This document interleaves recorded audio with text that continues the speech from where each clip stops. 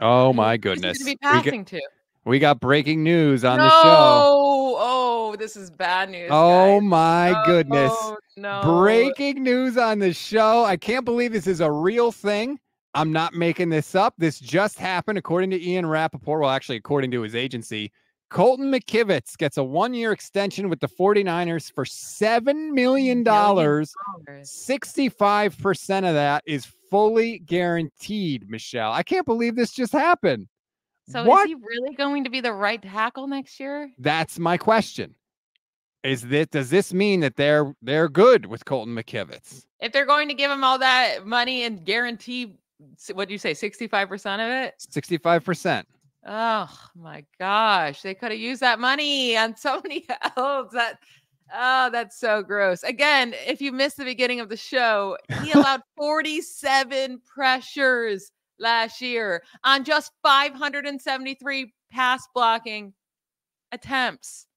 47. That's the weird thing. He had the fourth worst pass blocking grade among tackles last year. Gross. And Gross. why did they not watch him in this? And that's not even counting that wasn't even counting the playoff games. If I added those playoff games, I'm sure it's even way worse because that Super Bowl was miserable for him. Oh my gosh. I mean, maybe they are going to say he's the swing tackle and maybe he's not necessarily the starting quarterback, but man, I don't know why you would do this. Maybe to lower the cap hit, I suppose. I mean, he had a $3.6 million cap number. So what is 65%? How does that lower it if he's at 1 year, $7 million? It would just be $7 million cap hit.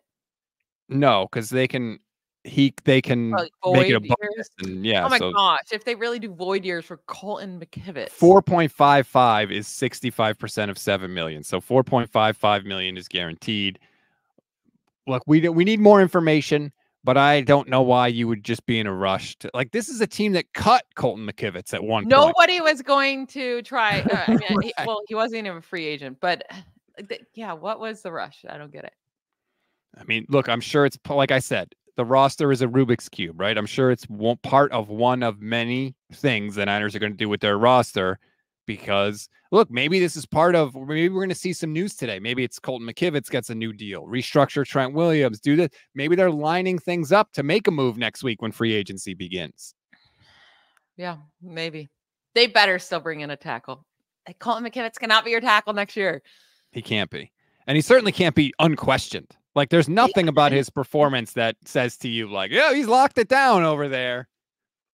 If he is a swing tackle, then that's fine because he has experience. I mean, it's not good, but I don't know. It just seems a little pricey. Jam 18 says moving him to center, maybe. I don't know how much experience he has at center. I know he also has experience at guard. Maybe they're planning on signing a tackle and moving him to guard.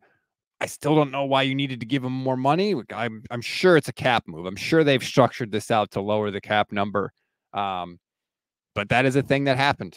And again, I know the reaction in the chat was mostly swears, but consider this as part of many moves. One chapter in a story of the offseason. Yeah, I wonder if we're just going to the Bills we just got on yesterday, right? Was it yesterday or the day before? It was move after move after move after move, working with their cap space, figuring out. I mean, they cut a lot of people, but also restructured Von Miller. Maybe today's the day that the 49ers start making a bunch of moves with the restructuring to try to get ready for free agency. Way to wait to the very last second, though. I'm just checking Niners Twitter. No one has any more details. He signed through the 2025 season. Could there be any surprise cuts on this team?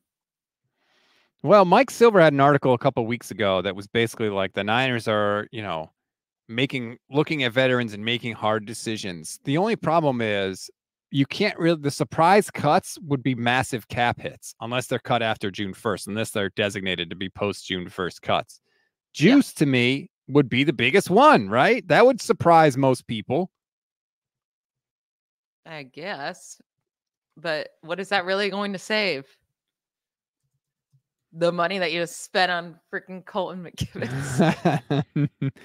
So if you were to cut Kyle Juszczyk with a post June 1 designation, you'd save $6 million. It's a lot of money, man. And again, we're talking about a fullback. That would be the one, quote unquote, surprise. I don't see any other like surprise cuts. Most of the other guys, like Chase Young is a free agent, Randy Gregg, like guys' contracts are up anyway. The only other question would be like Jawan Jennings, right? Restricted free agent. The Niners could put a second round tender on him. And then if another team signed him, then they would get the right of first refusal. So then Colton McKivitz can go out and try and find a deal. If somebody makes an offer, the Niners could choose to match it. Or if they don't match it, they would get a second round pick back in return. If you do that, to me, it's a win-win because you either end up keeping Jawan Jennings or you get a second round pick for him. So I'd sign for that. Someone said in the chat, cutting Deebo after June 1st would save $18 million. Deebo is too important to this offense. And I know I said that 49ers fans overrate their players, but they so underrate Deebo. Oh, I don't think so. But they're not going to cut him.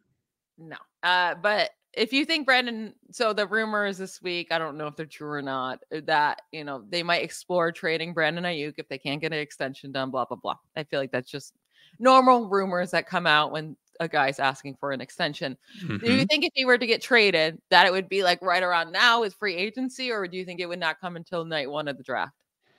I don't think it's going to come till night one of the draft because I think in order for him to get traded, teams are going to say, well, let me look at the wide receivers in free agency. Let me see how the draft is falling. Like he might not get traded till day 2 of the draft, right? And the wide receivers in free agency are looking kind of really gross, though. Now that Mike Evans was re-signed, Pittman and Higgins were both franchise tagged. Your top guy is Calvin Ridley, which fine, that's a fine guy. And then the next one is Marquise Brown and like Tyler Boyd and OBJ. Like this free agency market for wide receivers is disgusting, though. So the 49ers could trade him for a solid chunk back. I think that's how it would go. I wouldn't be stunned if that, like, especially that first night of the draft, teams love having that be its own thing because what they all do after round 1 is like, okay, we know who's gone. We know who's available. We've already had free agency. So like we kind of have a decent picture of what our roster is going to look like. Then a team might be like, look, we've missed out on all these receivers. Free agency's done. Plus those guys weren't that good. If we give up a draft pick for Ayuk, it's not going to hurt us till 2025 anyway, more than, well, I guess you give up like a day 2 pick, but even that, you're not sweating that out if you're another team. So I think that's when it might happen, but I think he's going to be back.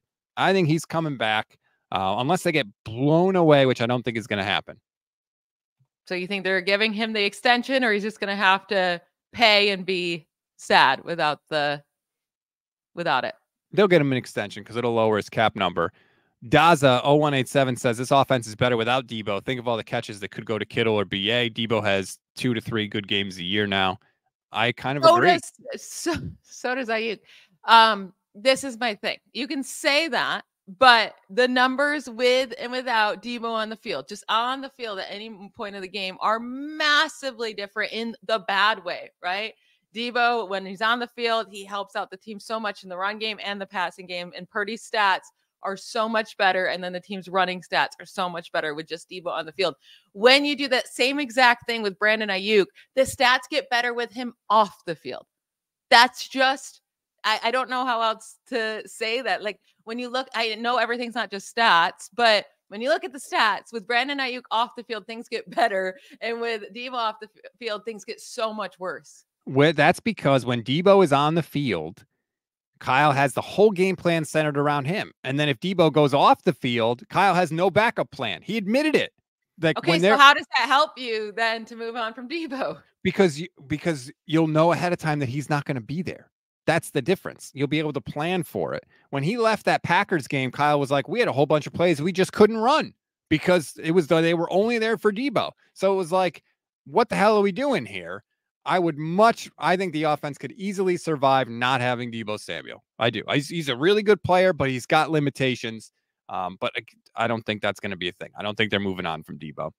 Valerie, thank you so much for this massive super chat. This is my favorite show of the week. Thank you. You are my favorite listener of the week. Right. Absolutely. Thank you, Valerie. We appreciate that. You know how many bottles of mimosas I'm just kidding. That's true. I'm just seeing tweets about Colton McKivitz. McKivitz is now signed for the 2 seasons at under 11 mil total in terms of cap hit. McKivitz, nothing Nothing earth-shattering there. Not like this super chat. Thank you very much, Valerie. There's one other thing we should get to before we go, and that is the Niners made an addition to their coaching staff. News came out early this morning. Mick Lombardi, former Raiders offensive coordinator, is being added to the Niners coaching staff. We don't know what his role is going to be. I feel like the Niners haven't really announced anything. They're going to make one announcement when everything is settled, I think. Like, here is our coaching staff, because they haven't even announced Nick Sorensen and Brandon Staley yet. I have no idea what Mick Lombardi does. He's bounced around a lot of teams. He started with the 49ers in 2013 with Jim Harbaugh as a coach's assistant. Then he became an offensive assistant. Then he became a defensive assistant. Then he became a quality control coach. He went to the Patriots. He was there for a little while. I have no idea what this means, but it is a thing that happened. I do know Brandon Staley being added as assistant coach is barf. Really. You hate Brandon Staley. I do. I hate him so much. Yeah, I don't get that. I was so excited to get hired as a defensive coordinator. I texted you. I said, "No, Brandon Staley," and you're like, "Ooh, I think you missed the part where he was hired as assistant coach." And I'm like, "No." Yeah, I hate it. But at least he's not DC, I guess.